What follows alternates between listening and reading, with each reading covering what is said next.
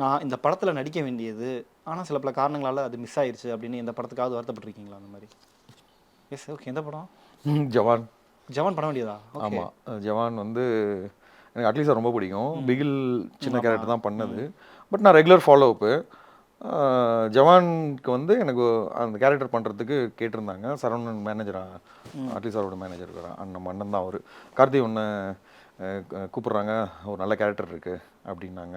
ஆனால் ஜெயிலர் சொல்லிட்டாங்கன்னா date லாக்டவுனா 70 days கிட்ட இருக்குண்ணா அப்படின்னா, சரிப்பா பரவாயில்ல நான் இன்ஃபார்ம் பண்ணிடுறேன் அப்படின்னாரு. எனக்கு மனசே கேட்கல. நான் என்ன பண்ணேன், டக்குன்னு நான் ஒன்றும் பெரிய வசதிலாம் கிடையாதுங்க.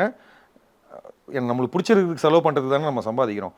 ஃப்ளைட் போட்டு இங்கேருந்து மும்பை போயிட்டு அன்றைக்கே உடனே கிளம்பி நேராக போயிட்டு ஃபிலிம் சிட்டியில் உள்ள நேராக போனேன். என்ன திடீர்னு வந்திருக்கிற, வேறு வேலைக்கு வந்தியான்னு.